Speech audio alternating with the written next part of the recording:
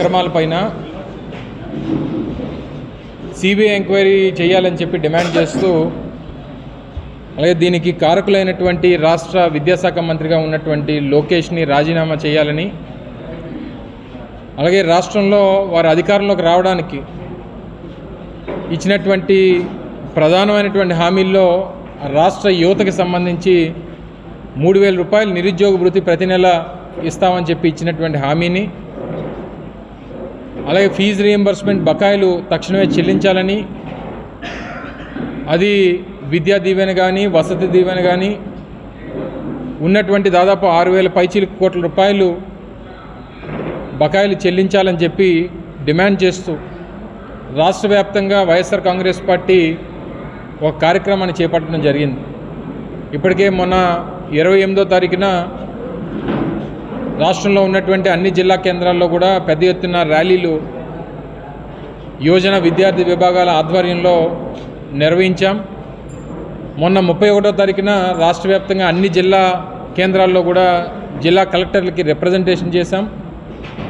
ఈరోజు రేపు రాష్ట్ర వ్యాప్తంగా అన్ని నియోజకవర్గాల్లో కూడా టౌన్ హాల్ మీటింగ్స్ పెట్టి మన తాలూకా పోరాటాన్ని మరింత ప్రజల్లోకి తీసుకెళ్ళాలి, దానికి కావాల్సినటువంటి కార్యాచరణని రూపొందించినటువంటి పార్టీ ఆ కార్యక్రమాన్ని విజయవంతం చేయడం కోసం కూడా ఈరోజు చర్చించడం జరిగింది చోడవరం నియోజకవర్గానికి సంబంధించి.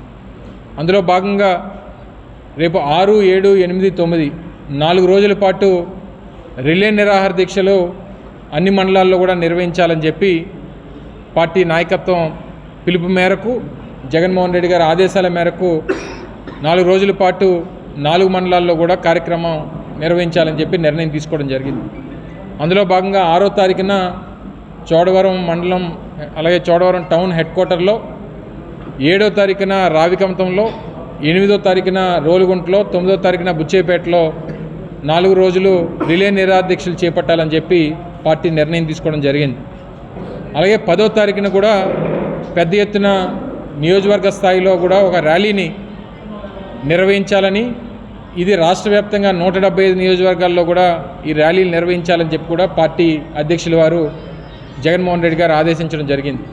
సో ఈ కార్యక్రమాలన్నీ కూడా వచ్చే ఈ 10వ తారీఖు వరకు కూడా ఈ కార్యక్రమాలు నిర్వహించి ప్రభుత్వం మీద ఒత్తిడి తీసుకుని వచ్చి వారు చేసినటువంటి తప్పుల్ని వారు తెలుసుకొని వారు రాజీనామా చేయాలని ఒకటి, 2 డిఎస్సిలో జరిగినటువంటి అక్రమాల మీద సిబిఐ ఎంక్వైరీ చేయాలని, ఎన్నికల్లో వారు ఇచ్చినటువంటి హామీలు ఏవైతే ఉన్నాయో వాటిని తక్షణమే నెరవేర్చాలని చెప్పి డిమాండ్ చేస్తూ ఈ కార్యక్రమాలన్నీ కూడా యువజన విద్యార్థి సోషల్ మీడియా కార్యకర్తలు అలాగే నాయకులు సంబంధించినటువంటి యువత అంతా కూడా ఇందులో పార్టిసిపేట్ చేయాలని చెప్పి కూడా వారికి పిలుపునివ్వడం జరిగింది.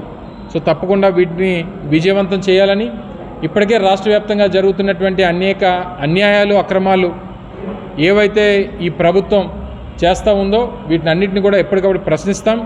స్థానికంగా ఉన్నటువంటి అనేక సమస్యల పైన కూడా ఈ సమావేశాల్లో చర్చిస్తాం.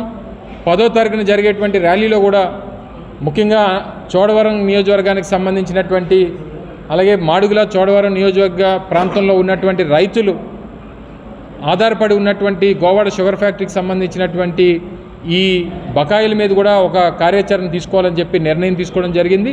ఆ కార్యాచరణని రేపు 10వ తారీఖున జరిగేటువంటి ఆ ర్యాలీలో ఆ రోజు జరిగేటువంటి సభలో కూడా దాన్ని ప్రకటిస్తామని చెప్పి కూడా ఈ సందర్భంగా తెలియజేస్తూ ఉన్నాం. సో దయచేసి మీ ద్వారా మరొకసారి ఈ ప్రాంతంలో ఉన్నటువంటి యువతని విద్యార్థుల్ని అందరినీ కూడా ఈ కార్యక్రమాల్లో పాల్గొని ప్రభుత్వం మీద ఒత్తిడి తీసుకురావాలని చెప్పి ఈ సందర్భంగా మీ ద్వారా వారందరినీ కూడా కోరుతా ఉన్నాం. Thank you.